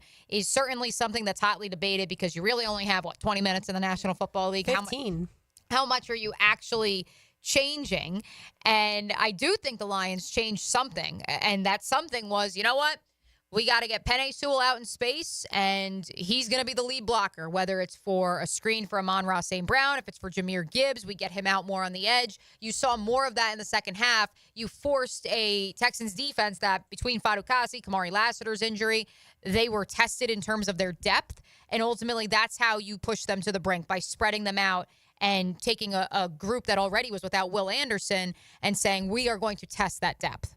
Yeah, I think they also know, the Lions do, to get the ball to their playmakers and Sam Laporta and Amon-Ra St. Brown. That's what, as we always circle the conversation back to Jacksonville, that's what the Jaguars, it doesn't feel like they do a good job of in getting the ball to their playmakers time in and time out. Meanwhile, the Chiefs, still undefeated, they are a 2-point underdog this Sunday going up to Buffalo and taking on the Bills. It feels like if the Chiefs lose this game, they still obviously could win the Super Bowl and be the first-time three-peat Super Bowl winners. But it feels like if they don't win this game, if the Chiefs win this game, I don't know, like we talked about last week, I don't know when they lose. I just love that we're inching closer and closer to a 2008 Patriots situation. And I forget if it was you, Lauren, or Taylor Dahl that brought up the comparison to Randy Moss coming to New England. DeAndre Hopkins comes to Kansas City. But make a note, Randy Moss did not win a Super Bowl with the New England Patriots. They had a lot of success, but they ultimately never won it all. And so I love that comparison. I would love to see that happen because I would like to see some fresh blood. But ultimately, once again, in case you missed it in the 12 o'clock hour, we referenced this. The Chiefs not only have a culture, they have a system, they have routine, and it is tried and true. And they play as well of complementary football as you will find in the National Football League. The fact that, yes, we want to talk about Patrick Mahomes being the greatest of all time, here for it. But you cannot deny that he is buoyed in moments where he does not look like the greatest quarterback of all time. He is buoyed by a defense that flies around like a bunch of demons and a special teams unit that proved its worth yesterday in blocking that final field goal. And certainly they are in the lab as well. It's not just Andy Reid cooking up offensive plays in Kansas City anymore, folks. It is across the board efficient. If it's not an A+ on offense, that's okay because you're getting a solid B+ or A- in the other two departments. There are certain teams that just know they're not losing the football game. And that's where the Chiefs come into play. And certainly the Patriots a long time ago, we saw it in the 2017 AFC Championship game against the Jags. The Patriots knew they were winning that football game no matter what the score looked like in the fourth quarter. And that's why they converted the 3rd and 18. The Chiefs knew at the end of the game they were going to make some play in order to win, and certainly blocking the field goal was part of it. I read a story that Leo Chenal, the one that helped block the field goal, he prayed before the blocked field goal. That's how much it matters to that team, not necessarily to go undefeated. I'm sure they barely even talk about that. They only care about winning the Super Bowl, but it certainly helps to be the number 1 seed in the AFC as far as getting the bye and things like that. He literally prayed before that field goal, and then Andy Reid told him post-game, I'll get you a cheeseburger. They're 8-0. There's so many other teams, unfortunately, and this goes beyond football. This isn't any line of work. At the record that they are sitting at 3:49 p.m. yesterday, before they were 9-0, at 3:49 yesterday, it would be so easy to say, can't win them all. It's just one game. Right. They don't operate that way. It is truly, and if we want to get into this conversation, we certainly can. It is Tom Brady level of focus and competitive nature across the board. And Patrick Mahomes may not carry himself that same crazy, fixated, competitive freak like Tom Brady did when he was in New England before he became self-deprecating dad humor down in Tampa Bay, which, oh, by the way, he won there too. It may not be that level of fixation outwardly, but make no mistake about it, it is feeding off into the rest of this team, and it exists. And Kareem Hunt getting back there. I mean, that not a lot of teams would have taken a second chance on something like that. The Chiefs are willing to do that. Getting DeAndre Hopkins before the trade deadline was over, like that was another key move. And they can take guys and put them into their system, much like the Patriots used to, the Patriot way, right? The Chiefs can take guys and turn them into successful second chance stories. Great question off the text line designed by Lifetime Enclosures from 264. So if we are to say that the Chiefs are approaching 08 Patriots territory, who is the current NFC parallel to the 07 Giants? Philly, perhaps? So that Giants team was the 6th seed back in 2008. And now we, of course, have 7 teams from each of the 2 respective conferences that qualify for the postseason. So if we want to say the last team in, that's the Green Bay Packers right now at 6-3. The Washington Commanders are at 7-3. The Minnesota Vikings at 7-2. Man, oh man, the NFC North is so freaking good. So I would assume you would pick from one of those 3 wild cards. So if you could put money on it right now, Lauren, not that we're betting people, but we are. Shout out my bookie. On Monday, November 11th, which of those 3 teams, if they were to get hot in the postseason like that Giants team did, which one would present the most challenges for the Kansas City Chiefs in a Super Bowl matchup? I'll say the Eagles because they have lots of different weapons. I think the Commanders are really good. I just think they're probably a year early to be able to take down a team like the Chiefs that's been there, done that so many times. But the Eagles have also been there. They just haven't done that as far as this iteration with Jalen Hurts as the quarterback. But yeah, I would say I think it would be very difficult for the Chiefs to stop Saquon Barkley and also cover the weapons that the Chiefs have. Having lived A.J. Brown, Devontae Smith. Yeah, having lived in New Jersey during that run for the New York Giants, that was a team, and of course, a lot of you are familiar because Coach Coughlin coached that team. Yeah, Coughlin way better as a coach than Sirianni. Yes, a great coach and a great in-game coach, but that defense, I think if you want to put a parallel to that defense, coincidentally enough, I would say the 2017 Eagles is perhaps the best comparison I can give you in terms of catching fire late, always having the talent there. I think the Eagles have that. I think the Packers could compare. I'm not so sure about the Vikings or Commanders when it comes to the defensive front. When it comes to that front, although I do think Brian Flores' defense, as we saw yesterday, it certainly has the potential because while there's no marquee names like there were in the Michael Strahans and company, Osi Umenyiora on that 08 Giants team, I do think they are a unit that operates together. As we continue this look around the National Football League, I would like to hit a that, please, RJ. That just happened. Brought to you by Florida Home AC, the official air conditioning partner of the Jacksonville Jaguars. Matt Eberflus, sorry, Taylor Doll. Matt Eberflus has not been fired, folks, but he is addressing reporters right now in Chicago, and he says, among other things, that they are in the process of evaluations. Quote, there will be changes, adjustments being made. I am not going to disclose those right now. He says there, of course, will not be a change at quarterback. Caleb is our starter, but there will be changes made in terms of lineup and in terms of coaching. Well, of course, he's not going to change the quarterback right now, even though Caleb Williams certainly didn't play well yesterday. But we've seen that with the Colts. They went away from Anthony Richardson to go with Joe Flacco. And I just said Flacco had 4 turnovers yesterday. So I think that's the smart move. You have to see what your young quarterback can offer. But I'm sure it is frustrating for Bears fans that since London, they have not been able to score a whole lot of touchdowns. And meanwhile, everything's quiet down here in Duval County. It's not quiet. No changes at this time. Maybe we'll hear more from Doug Pederson in about a half hour. Yeah, it's loud. It's just not loud within the place where we want it to be loud. All right, we want to get to college basketball. Mia's wearing an Ospreys hat. We will talk about the Ospreys when we return. They just and we will talk about SEC Florida team and ACC team. We will talk about Florida. I know there are those of you that would like to address the situation. We will give you the very latest from the Todd Golden fallout and what we know will happen tonight in Gainesville. Helmets and heels. This hour is brought to you by First Coast Honda Dealers. The weekly Pick'em contest. Is this what I think it is? Make the best picks and win a pizza party from Salvatore's Pizza at Tapestry Park. Pick the worst. You'll still win some pizza. Just not enough for a party. Flip a coin. Make your picks at 1010XL.com.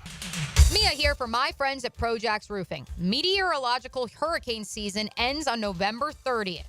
If your roof took on any damage at all during Hurricane Helene or Hurricane Milton, know that Projax Roofing is here to help. From the smallest of repairs to full roof replacements, my friend Mike has been serving all of Northeast Florida for 25 years. While we hope everyone stayed safe during those 2 storms and any that may be rumbling in the Caribbean, if you need any help with your roof, call Projax Roofing at 904-338-1722 or online at projaxroofingfl.com.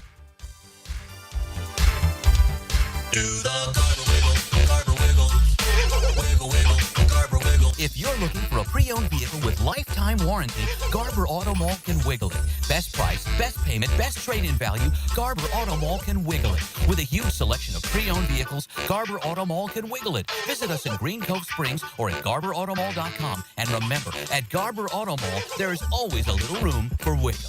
Garber wiggle, Garber wiggle, wiggle, wiggle, Garber wiggle. Injured in an accident? Have mounting medical bills? Can't work? Don't worry. Zach's got your back. I'm Zach Von Rowan of Von Rowan Law. I will fight for the compensation that you deserve. Set up your free consultation at zachsgotyourback.com.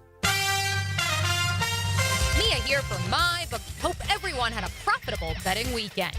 Monday Night Football tonight, and hope you followed us for last week's play because Cade Otton hit that touchdown bet. Tonight, the Miami Dolphins travel to the Los Angeles Rams, where it's basically a pick'em game. The Rams look to be favored by 1 point in a high-scoring affair at 50 points over-under total. Tyreek Hill due for a monster game now that Tua's back. Here's tonight's play. Right now at MyBookie, you can get a same-game parlay, Tyreek over 5.5 catches and over 77.5 receiving yards. That, my friends, pays $244 on a $100 bet. If this game turns into a shootout, Tyreek can do that in his sleep. Guys, MyBookie has the best sign-up bonus in the industry for Florida bettors. Our listeners can sign up using promo code 1010XL to claim a bonus that doubles your money on your first deposit up to $1,000. Promo code 1010XL to claim your double deposit bonus for Monday Night Football. Bet anywhere, anytime, and make your season a winning season with MyBookie. It's a Helmets and Heels Big Chief Tire Monday. Former Jaguars corner and first-year head football coach at Duval Charter School at Bay Meadows, K-12, Aaron Beasley here. Are you looking for an A-rated K-12 school prioritizing academics, arts, and athletics? Duval Charter School at Bay Meadows offers a rigorous curriculum to develop strong minds with an additional focus on growing good hearts. DCSB has been an A school for 8 years, and our tuition is free. Now enrolling. Apply at baymeadowscharter.org. SportsForecaster.com has all the data you need to project tomorrow's winners. Register for free and track the performance of all your favorite players and teams, including all your fantasy team picks and prospects. Sports Forecaster has the most detailed player profiles on the web, precise depth charts, every transaction, every injury, every news update. No ranting or raving, no preening or barstool bluster. At SportsForecaster.com, you get the timely info you need for every game. SportsForecaster.com. Sign up for free today. Hey, Jacksonville Koozies, it's me, Soccer Sam, for Salvatore's Pizza. Rochester, New York's favorite pizza is now open in Jacksonville, Florida, Tapestry Park at the Loft Hotel Plaza. Daily $10 deals, dine in with beer and wine, and delivery at salvatores.com. The famous Formoso family brings Salvatore's Pizza, Rochester's favorite pizza, including our 32-piece sheet pizza for your next event. Go with me, baby. Salvatores.com. Post-game Monday on 1010XL is brought to you by Dandy Foods, makers of quality fresh sandwiches and home of the good stuff. This is Hayes Carline for First Florida Credit Union. I bank with First Florida Credit Union because I trust them. I can always count on them when it comes to the vast services they provide. First Florida Credit Union was voted Best Bank in the 2024 Best of Bold City Community Choice Awards, and it's easy to see why. I go to the branch off 210 in St. Johns County and the new Durbin location, but they have 10 branches in the Jacksonville area. You need to be banking with First Florida Credit Union. They're enriching people every day. Federally insured by NCUA, Equal Housing Opportunity Lender. This is Chelsea with Renewal by Anderson Custom Windows and Doors. Here's what people are saying about working with us. Installers were professional, courteous, and efficient. Great customer service. On time, explained the process, and walked me through the installation. Amazing team. Our experience with Renewal by Anderson was outstanding from the beginning to end. Renewal by Anderson, proud partner of the Jacksonville Jaguars. Visit rbafla.com. License number CGC 1527613. Renewal by Anderson, custom windows and doors. Give us your hot take. Pop quiz, hot shot. On the 1010XL text line, designed by Lifetime Enclosures. You know what I'm saying? Well, I'm awake and I speak English, so yeah, I do know what you're saying. Be part of the conversation. 641-1010. Hey, 1010XL family. Dr. Chris Cott PT here with Premier Physical Therapy of Jacksonville. Are aches and pains holding you back from doing activities you love? Pickleball, golf, or just day-to-day living? Are your kids struggling with injuries and need to get back in the game? My team of experts are ready to serve you at 3 locations: Ponte Vedra, San Pablo, and Phillips Highway. Visit PremierPTJax.com or call today at 904-996-6922, 904-996-6922. PremierPTJax.com, where your journey to wellness begins. Don't make a bad call when it comes to servicing your home. Cooling off with a baby pool in the house to fix your air conditioning problem is a bad call. Trying to catch a wave in a flooded bathroom is a bad call. Using a burning electrical panel to make s'mores is a bad call. The next time something goes wrong, make a good call to Donovan. Whether you need air, electric, or plumbing service, Donovan is always a good call. It's why we've been trusted by our customers for almost 40 years and why you can trust us to deliver fast, reliable service to your home. Donovan, always a good call. Visit DonovanAC.com today. 1010XL is presented by Farah & Farah, exclusive injury law firm of the Jacksonville Jaguars. Protecting you and your family. Call 396-5555. Jacksonville. You're listening to Helmets and Heels. Illuminated by First Coast Lighting and Fans. On 1010XL. Mia O'Brien, RJ Saunders. I'm Lauren Brooks with you. Taylor Dahl off today. Hopefully back with us tomorrow.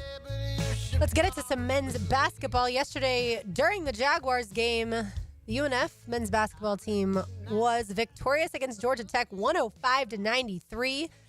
So, yes, they beat South Carolina to start the season. Then they beat Charleston Southern. Now Georgia Tech, 3-0. First time they've beaten an SEC team. First time they've beaten an ACC team. I heard Coach Matthew Driscoll on with the drill this morning, but I feel like everyone needs to hear from him right now, RJ.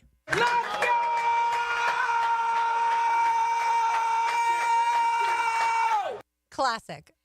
And I think it's only been enhanced, not only the play on the floor by the Ospreys, which we'll get into here in just a second, but the post-game celebration by true freshman Josh Harris, who, I mean, the Pembroke Pines product is, I think he's the best dancer in Jacksonville professional sports, or not professional, not college. Sorry, they're student athletes. But in Jacksonville sports, since Marvin Jones left Jacksonville a year and a half ago, because this kid, it's great. I mean, now you no longer just have the let's go, but if you follow the Ospreys on social, you also have the if we win, we dance, and then Driscoll starts dancing with this kid. I mean, look, there's those of you that will say it's corny. The 6'8", true freshman, 210 pounds. He is a dude, and Matthew Driscoll told us that at UNF Media Day. He said, trust me when I say Josh may go down as one of the best players to come through here. And that's saying something. He's 18 years old, and he said, look, I know that probably sounds like hyperbole. He only had 4 points against South Carolina in a game that he did start, and, of course, the Ospreys upset the Gamecocks in that one. He had 22 at Georgia Tech yesterday. That included going 8 of 10 from the floor. He had 23 against Charleston Southern. You couple that with the play of Liam Murphy coming off the bench for the Ospreys, another guy that they brought in this offseason as a transfer. And, ultimately, it actually goes back to that conversation we were just having, Lauren, about the Kansas City Chiefs and Andy Reid. The pieces can change, but if the culture, the process, the routine is the same and you believe in it, if you can get all 15 guys to believe in it, then you can accomplish amazing things. And I know Coach Driscoll illustrated that in the post-game presser up in Atlanta yesterday. And I know that it's coach speak and cliche to say that, but I can't help but come away from that in this age of the transfer portal. If you know the system works and you believe in your system and you can actually get all 15 guys in this age of NIL in the portal to buy into that and to fit circle pegs into circle holes, certainly adapt. We've seen Andy Reid adapt. I think Matthew Driscoll and his staff have adapted given the personnel that they have each season. I loved the quote, as awful as it is, from our good friend, the athletic director at UNF, Nick Morrow, at Media Day, in which he said, we are in the business of building teams, not programs, in this day and age in college sports. And he's right. But if you can get all the right pieces on that team that fit that bigger picture, you can have success like the Ospreys are. Yeah, I worked at UNF for a year, and so I got to know Coach Driscoll very well and his family, and he is somebody who, it's not just lip service. When he says, there are people that say, like, I'm here for you if you need something, and they aren't really, right? Coach Driscoll is 100% there, and his players know that, and so they buy into the scheme, certainly, and how good they are from three. That's why they're called the Birds of Trey, but it's more than that. It's who he is as a person, and this team is going to be special from what we've seen already. And here's the thing that I loved. I loved this stat from Driscoll postgame. They're the Birds of Trey, right? Everyone loves to talk about how UNF shoots more threes than anyone in the country. Mm-hmm. They make more threes by virtue of that. Sure. They got outshot in that department yesterday. UNF went 9 of 31 from beyond the arc. Georgia Tech, 13 of 29. But UNF shot over 70% from around the rim, inside of 10 feet. That is evolution. That's Doug Pederson, if you're listening, and please, someone down at the Miller Electric Center, that is saying, you know what? This may be who we want to be, but this is who we are tonight, and so we are going to lean into what the skill set of the players who are the hot hand tonight, what they are succeeding at. That is what we're going to focus on. Meanwhile, tonight, JU takes on Furman. JU is 1-1, having beaten Trinity Baptist and then lost to Florida last Thursday night, 81-60. So excited to see what JU can do against Furman this evening. As far as the Florida men's basketball team, Todd Golden will be the head coach tonight when Florida takes on Grambling State. And over the weekend, you saw that Todd Golden issued a statement that he's had to hire someone, but everything as far as the investigation is concerned has been confidential. And then the fact that the University Athletic Association is endorsing him to remain the head coach, at least for tonight. I tweeted this out that the UAA has way more information than what social media has. And I know that people are so quick to judge people when you first see the allegations. I understand it's way easier to just presume someone is guilty of something like this. But let's see what the due process eventually entails and what the results are. I'm not sitting here defending Todd Golden. I don't know him that well. I told y'all last week I've met him a few times, and he's been wonderful the few times I've met him. Same with Scott Strickland. I don't know him well enough to say any of this stuff, whether it's true or not. I'm not defending him, but I also don't think that you can automatically assume that everything that's been brought as far as these allegations are concerned are true. Like, I just don't think that you can, at this juncture, rule one way or the other. We don't know the full picture. We don't know how much information and how much evidence has already been uncovered or is in the possession of whoever is investigating this Title IX lawsuit, because at this juncture, that's all this is, at least as far as we know. This is not a criminal investigation. This is not a legal investigation. It is a Title IX lawsuit as far as we know at this juncture. And so we don't know how much evidence has been presented. We know that per Todd Golden's statement, he has been cooperating with all the proper authorities that be. We don't know if these girls have screenshots. We don't know what that evidence may be. But if they did, don't you think that he would be suspended? If there was more evidence to show that he's guilty, wouldn't you think right now that he would be suspended? You could make That's at least what I would expect. You could make that argument. I know there were plenty of folks who also saw Todd Golden's statement Saturday and said, well, he never actually said that he was innocent, and so therefore, because I don't think he can comment on it. He must be guilty, and that's yes. Unfortunately, that is a statement that clearly his representation wrote up. You can like it, you can hate it. That's what he was advised by his attorney to say, and that's kind of where we are. And so I will bring this to the situation at Texas a few years ago, when Chris Beard was accused of assaulting his wife. And they have police recordings, and there was an investigation. He was immediately placed on paid administrative leave. About a 2-3 week investigation later, he was dismissed as the head coach at his alma mater, and he sued the university for unlawful termination, and he won. And he is now the coach at Ole Miss, who is in the AP Top 25 poll this week. And Texas, under Rodney Terry, after losing to Ohio State earlier this week, the same Rodney Terry who was the interim head coach when Beard was let go, they are not. And again, that is a situation that is a criminal legal situation in which law enforcement have been brought into the picture because there was a 911 call. And that's where, again, there are apples and oranges, very different situations. However, what Florida and Florida fans need to understand is you can't be arrested for being a creep. I know it stinks. That's just unfortunately where this situation ultimately is right now. There's no legal pending charges against Todd Golden. The Title IX lawsuit, which there's some gray area there as well, ultimately is the only legal action right now that's at play. The Chris Beard situation was different. And even then, he was able to prove that he was innocent, or at the very least was able to prove that the University of Texas didn't have all the information. And so now he's coaching again. And I understand this is bigger than wins and losses, but if you're Texas, now you look back on that and you wonder what if. And that is why, to your point, Lauren, that is why you are seeing this investigation be drawn out and be conducted behind closed doors. I do think, as more than one source said to me over the weekend, the silence, the fact that it took over 24 hours for Todd Golden to release a statement, does that say a lot? Some people certainly believed it did. I would like to think that the UAA was operating behind closed doors. I don't know. But what I do know is that it is going to be a situation that Florida, one way or another, is going to have to deal with. Players at some juncture, whether it is tonight, which it doesn't sound like players will be made available this evening, but if they are made available, I don't know, after Florida State in Tallahassee on Friday, they're going to be asked about it. There's no two ways around it, whether Todd Golden is the coach at that juncture or if he has been dismissed. I mean, even if Todd Golden was doing the things that he's been accused of, I don't even know that the players would be aware of that because it's through social. A lot of it was through social media. Yes, right, but what is their reaction? Creeping on women outside of the facility. Again, I just don't know that student athletes would be even aware of all that stuff going on. By the way, the Florida men's basketball game tonight, you can hear that on 10 a.m. with pregame coverage beginning at 6:30. Tip-off is at 7 o'clock against Grambling State. All right, we've got one segment to go here on this Big Chief Tire Monday. You can find them online at wekeepjacksrollin.com for all of your automotive needs. It's 1010XL 92.5 FM.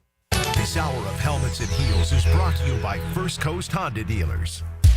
Joe C for Hard Rock Bet, and we're into the second half of football season. You've seen how teams are shaping up. If you haven't already, it's a perfect time to try your first bet at Hard Rock Bet. Perfect example. Earlier this season, a Florida bettor went 16 for 16 picking winners, turned a $15 bet into more than $100,000. Try Hard Rock Bet now and get up to $100 back in bonus bets if your first doesn't win. Offered by the Seminole Tribe of Florida. Must be 21 plus and physically present in Florida to wager. Terms and conditions apply. Concerned about gambling? Call 1-888-ADMIT-IT. I don't know about you, but I don't want to hear another word about inflation. Am I right? I want to fight inflation, and thanks to my friends at Arlington Toyota, now I can. Mia here, the inflation fighter is back and saving you thousands at Arlington Toyota Pre-Owned. Think you have to put thousands down? Think again. Right now at Arlington Toyota Pre-Owned, just $500 down and $288 per month gets you a pre-owned 2021 Toyota Corolla. Or you choose a pre-owned 2021 Camry, RAV4, or Tacoma for just $500 down and $388 per month puts you in the driver's seat. Take that, inflation. But my friends at Arlington aren't done yet because you also get no payments till January 2025. Plus, Arlington's lot is packed with over 600 vehicles. You even get 60 days to love your purchase or exchange it. It's time to fight inflation at Arlington Toyota Pre-Owned. Shop in person, 10939 Atlantic Boulevard, or online at arlingtontoyota.com. Rotator cuff injuries are common among athletes and those who have physically demanding careers. Don't let this injury keep you away from the sport you love. Dr. George Barry here, and the first thing you need to do with a serious shoulder injury is to diagnose where the damage is and how significant it is. Rotator cuff tears are either acute tears sustained during an injury or accident, or degenerative tears. If you're interested in learning more about rotator cuff repair and how our expert team of orthopedic surgeons can help you, call Barry Orthopedics today or visit barryorthopedics.com. When mice and rats show up in your space, they can be a real pain. You need them out fast before they have time to multiply. Terminix knows how to shut down rodents, and they'll keep them from coming back to wreak more havoc. When rodents show up, so do we. Don't live with a rodent problem, Terminix it. Visit Terminix.com today to schedule a free inspection online. That's TERMINIX.com. TERMINIX.com. Helmets and heels. It's a Big Chief Tire Monday. The local Jacksonville shop for fair prices and service you can trust. Monday, November 11th is Veterans Day, and we'll be honoring those who have served our nation all day and night at String Sports Brewery in Springfield with a free barbecue sandwich, side, and a beer. That's for all veterans and active duty military members anytime on Veterans Day. Plus, our show will be there live from 4 to 6, thanks to our friends at Firewatch, which was created to address veteran suicide prevention, and the Cohen Clinic at Centerstone that offers outpatient mental health for active duty, post 9/11 veterans and military families. So come to Strings on Veterans Day.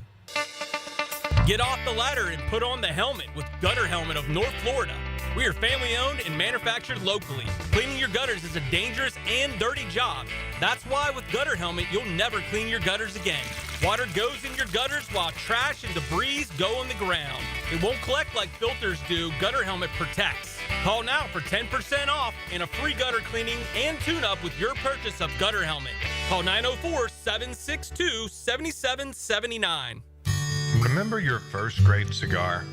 Honestly, neither do we. But here's your chance to make a new memory with an extraordinary A.J. Fernandez cigar. Join us at Tobacco Cove, 3849 Bay Meadows Road on November 16th from 1 to 4 p.m. for our A.J. Fernandez cigar event. Enjoy food, prizes, and incredible deals on A.J. Fernandez cigars. Come for the cigars, stay for the experience at Tobacco Cove, 3849 Bay Meadows Road. Yo, it's your boy E to the T here, and come watch the Florida LSU game with me at Barley and Pie Brewing Company in Fleming Island. Kickoff is at 3:30. Late night happy hour is from 8 to close. See you Saturday at Barley and Pie in Fleming Island. Oh my God. Oh, what's that horrible smell? Sorry, we've been waiting forever to have our septic tank pumped. Call Duck Duck Rooter. We don't make you wait. When you're stuck, call the duck. DuckDuckRooter.com. I'm Frank Frangie for Ricketts Electric. Hurricane season is here, and now's the time to think about a home generator. My friends at Ricketts Electric can make sure your home always has power. They can install the perfect generator for your home and are even offering a 10% discount this month if you mention 1010XL. So call my friend Zach Ricketts today at 904-320-5960 or find them on Facebook. That's Ricketts Electric, the city's best power connection. Call them at 320-5960. This is Greg Huntington, a.k.a. The Mangler. I'm on the winning team at Waste Management. If your business needs sustainable environmental services for waste removal and recycling collection, then you can count on the industry leader of WM to deliver results. Go to WM.com/Duval. When you're injured, you probably have more questions than answers, and all you really want is to feel better. This is Joe C., and I certainly can identify. Well, thanks to Rebound Rehab, I bounced back from a serious case of ankle tendonitis to feel pain-free. And they can do the same for you. 8 locations across the First Coast and a team of physical therapists ready to help. From laser and radio pressure wave therapy to aquatic and massage therapy, they can offer real solutions to help you rebound. Log on, reboundrehab.com, and start your path back to pain-free life. Wow, John, my Clearwater sprinkler system looks great. All right, Frank, let's go ahead and program your Rainbird timer. How many minutes do you want the zones to run? John, I think we run from the front 20, the sides 15, the back 10, the garden 5. Clearwater scores. Well, that's a first, Frank, but you're the boss. Clearwater Irrigation. We can't sing a lick, but we sure are good at sprinklers. And drainage to ClearwaterJax.com. This is Dr. Kevin Kaplan, head team physician for your Jacksonville Jaguars. Here's the latest update on the Jags, brought to you by Baptist Health and JOI. Dan Hicken this morning on The Drill on Sunday's performance by the offense against the Vikings. We had 4 possessions in the second half consecutively. I counted them, okay? So that means 4 times we got the ball. Here we go. Okay, here we go. Let's move the ball. Let's get some points. Here we go. We had 11 plays total. 11 plays in 4 possessions. I mean, this is unheard of. Teams were 195-0 when they have forced 3 turnovers and don't give up a touchdown. That's right. 195-0 until yesterday. Right. Yeah. Dan Hicken and Jeff Prosser with reaction this morning on The Drill. I'm Andrew Gibson with your Jacksonville Orthopedic Institute Jaguars update. 1010XL is presented by Farah and Farah, exclusive injury law firm of the Jacksonville Jaguars. Protecting you and your family. Call 396-5555. Jacksonville. Now, the cool down from the cool guys at Donovan Air Electric and Plumbing. Fast, reliable, and honest service since '87. As we did to begin today's program, I would like to cool down by once again paying tribute to our veterans in Jacksonville and beyond. We appreciate all that you guys have done in fighting and defending our country. I would like to once again give a shout out to those here at 1010 who served, E.T., Chris Griffith, John O'Leary. John actually has been doing an Instagram story, Lauren, that I just discovered, which is amazing, of all of the free foods, smoothies, donuts that you can get if you are indeed a veteran. One of those is our friends at Salvatore's Pizza. And so from 11 to 3, they are giving a free 12-inch pizza at lunchtime for veterans. So make sure you slide on by if you are still looking to grab lunch and if you are a veteran. And we thank you for your service and sacrifice. Absolutely. And today, 4 to 6, Frank and Hazel will be at String Sports Brewery, Historic Springfield. The one at the beach will be opening in the near future, but head on out to Historic Springfield, and anyone who is active duty or a veteran, you can go get a free barbecue sandwich, a side, and a beer or a beverage of your choice. Of course, a beer if you are 21 and up. And, of course, they make their own beer, so it's excellent. I will cool down with something we haven't gotten to yet, but it has to do with the Jaguars. I wish that they had not used the shell white helmets yesterday. When would they use them then? That's maybe next year, because the Jaguars were not beating the Vikings. They definitely held it closer than I ever imagined going into the game.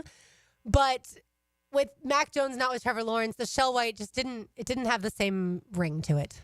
Well, get ready because you may have a second round of throwbacks without Trevor Lawrence, too, since those will be brought back when the Jaguars host the Jets in December. Man, oh, man. Who's worse, by the way, the Jaguars or the Jets? That's going to be the ultimate loser leaves town game. Good grief. Yeah, in our look around the National Football League, we didn't even get to the Jets getting curb stomped in the desert 31-6 at the hands of the Arizona Cardinals. Actually, at half, you could argue the Jets felt like they were in it. It's a 24-6 ball game, but they drive right down the field to begin the second half. All right, maybe you make this a one-possession ball game, and, of course, they turn the ball over, and the rest is history. The Cardinals, don't look now, folks, are in the driver's seat in the NFC West at 6-4. A little spicy team out there in the desert, and it's a team, Lauren, that when Jonathan Gannon was hired, yes, I know the accusations of tampering and him being wooed, by the Arizona top brass prior to the opportunity to do so because he was coaching in the Super Bowl for the Philadelphia Eagles. I do think what Monty Ossenfort and company out there have been able to do is admirable because they brought in so many young, innovative minds, which sometimes that doesn't work. But it looks like it is in Arizona as opposed to being like, let's say, the Carolina Panthers under Frank Reich, who assembled what so many believe was this all-star lineup of coaches because they pulled from so many different trees and these marquee names across the board, and ultimately it didn't work. And I think you could make the analogy to the Jaguars offense where you have, oh, this is a great play call and this is a great play call, but do they actually work in harmony? And I think you also can look to the future of this franchise in terms of, do you want to go out and get marquee names and put them on your coaching staff, or do you want young, innovative minds who maybe it'll take them a little bit of time to become accustomed to being in those leadership roles, or maybe it blows up in your face, but ultimately they are the ones who have the keys to the future of where NFL offenses and defenses are headed. Doug Pederson is meeting with the media as we speak, so I'm assuming that we'll find out an update on Trevor Lawrence. Of course, it was rumored last week, thanks to people like Ian Rappaport, NFL Insider, that Trevor would have surgery and that his season would be over. And then Doug Pederson pushed back a little bit on that. And so, as we saw, Trevor Lawrence was listed as questionable for the game against the Vikings. And look, at this point in time, I have no idea. Does he need surgery? If he does, then go ahead and shut him down for the season. This season is over. You're 2-8. I have no issues with that whatsoever. I don't care if you win any more games. Yes, it's fun to win, but at this point in time, you also could end up with the number 1 overall pick. Yeah, it was the first question Doug was asked just now, and he says on Trevor Lawrence, it's hard to tell right now if he will play. No definite answers at this time. So that makes me think that it's not surgery just yet, at least for that left shoulder. And so will he play again this season? I think that's a big question that we have right now. But even if he does, the season's not going anywhere. I mean, you have 7 games left. The analogy and the comparison that y'all need to start making is to the Los Angeles Chargers last year. That is the blueprint right now. And that is the blueprint not only because Justin Herbert got hurt, not only because the coaching staff and the coaching regime of Brandon Staley, of course, after blowing that lovely, 28-3 lead here in Jacksonville once upon, or 25 to, or what was it? I think it was a 27-point. 27-3, yeah, 27-3, whatever it was in the playoff game. The following season, the trust, the operation at large, coupled with injuries, just completely collapsed in Los Angeles. And what did the Chargers do? The Chargers cleaned house. They kept all of those bright, exciting young pieces, the stalwarts, if you may, the Justin Herberts, the Joey Bosa, the list, Khalil Mack. They found a way, despite the cap situation, which the Jaguars, by the way, are in a much better cap situation than the likes of the Chargers a year ago, or even the New Orleans Saints, who certainly have a head coaching vacancy right now. And they were able to circumvent that with Jim Harbaugh, with Joe Ortiz, and they were able to start anew. That is who you need to start looking at as to where the Jaguars are right now and where they could be in the next 2 months. I'm not calling for people's jobs, but I'm just saying if you want change and you're concerned about Trevor, look at Justin Herbert, who wanted to fight through injuries last year, but ultimately he was advised to shut it down. And the organization did right by him, at least by this juncture, in saying, you know what, even if Justin was playing, we wouldn't be operating at peak efficiency like we thought we would be with this star-studded roster. Yeah, I would say for the here and now, when the season is over, you're looking at hiring a general manager that's currently an assistant general manager off of a team that's been very successful over the last 3 to 5 years. and then you're looking to hire a young offensive mind. That's what it seems like the direction should be. Obviously, right now, those two people still have their jobs, the general manager and the head coach, so you're not making those decisions right now. But those would be my decisions or my line of thinking as far as the decisions that I would be making. And one other bit of news, since I know a couple of you guys have hit us up on the MyBookie Digital Studio as well as the text line designed by Lifetime Enclosures. Yes, according to Chris Vanini of The Athletic, Jack Del Rio is going to resign as a senior advisor at Wisconsin after an OWI arrest in which he hit a street sign over the weekend. Ooh, that's never good. Someone like the Ravens have been a team that have been very successful over the last, way more than 3 to 5 years. But they tend to draft guys that play early and play very well. So look at someone from that organization, someone from the Lions organization that certainly we've seen on the rise recently. Those are teams that you want to pluck people from. That's how good baseball teams do it. Follow that model. All right, let's say hello to XL Primetime. Now, the 2-minute drill brought to you by Injury Care Centers. Discover BioTarget Regenerative Therapy, a safer drug-free solution for lasting pain relief. Visit GoBioTarget.com. Leon is back. Leon, yes. glad to have you Kane back. in the house. Ooh, he's still wearing that That's Miami right, U. I am. Oh boy, we Even gotta move the camera so we can see Even though it's sad to say, I'm not sure we're contenders. Really? Me and Coach Campo were texting back and forth watching that game and said we can't stop the nosebleed. Couldn't stop the run, counter, RPO. But couldn't you argue you couldn't stop a nosebleed in the 3 previous weeks? No, but the way they ran the ball on us, and we had absolutely no answer for it. That's what's troubling to me, that the coaching staff or the players had no idea. Well, they had the idea going in the game, but if they were going to run, they couldn't do anything about it. I was praying for a Warren Sapp or Vince Wilfork to show up. I really was. I said, too, I don't think the Miami defensive front is the problem. Correct me if I'm wrong. I do think there's pieces there. There's certainly at least day 1, day 2 draft pick pieces. But I think it's that second level and the secondary that have had issues all year, and it just finally reared its ugly head. You know, Mia, I thought that, too, until I saw them running the counter tray, and our defensive tackles just got washboard. I mean, I'm talking about just thrown down the side. I was like, what is going on right here? And then the Cam Ward magic eventually ran out. Even though he threw for 300 yards, had 3 touchdowns. But they're basically in a situation now where they've got to win out. They've got to beat Wake Forest, Syracuse, up in Carrier Dome, which is going to be tough. And then they got to be an SMU team that's only got 1 loss to BYU. So they got to be win or in, but they control their destiny. Such a bizarre world. SMU right now, the best in the ACC. Tell me SMU about that. takes on Boston College at home, then travels to SMU's Virginia. only losses to BYU, too. Right. Yeah, True. that's what he said, yeah. And then SMU plays host to Cal. So you would think that they're going to end up for sure in the ACC title game. What did you think of Mac Jones yesterday? I thought he was good for the first series. And just like this team, David Copperfield, just poof, it all went away. You know, with some magic there eventually. But then it went away. But, I mean, anytime, time of possession, 47 minutes to 17. I mean, your defense keeps the team to 12 points. You're supposed to win the game somehow, some capacity. But this team just finds new ways to lose. So where do you start? Are you in the camp of this thing needs a complete reset? Yes. Are you, yeah. Yes. No other options. And I know, listen, I don't want to be a bit of a homer, so to say, but you got to get somebody in the organization there that actually cares about it. I think Big Bo would be a good case. Not for a coach or GM, but some kind of liaison. Yep. Somebody EVP. there. Yeah, somebody. Or even advisor. I think we've seen that some other teams. Who's entrenched, who played, who loves the Jaguars, to be making some of the decisions that affect this franchise. And to be the eyes and ears, the top lieutenant, if you may, of Shad Khan. Absolutely. What's coming up, Leon?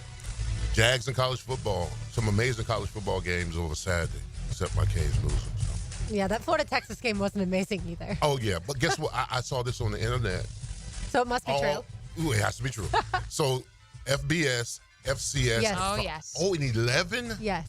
Now, The Dolphins. The only team that Dolphins could not even right the ship, Yeah, but the only Florida team that could win is potentially the Dolphins. But I don't know. It's not the Rams. All right. Thanks, Leon. We'll be listening. All right. That's going to do it for us today. For Mia O'Brien, for RJ Saunders, for the absent Taylor Dahl, I'm Lauren Brooks. These heels are made for talking. We will talk to you tomorrow, but don't go anywhere. XL Primetime is next. And reminder, the Fringy Show live at String Sports Brewery, 4 to 6 today to thank all of you veterans. It's Tinson XL 92.5 FM.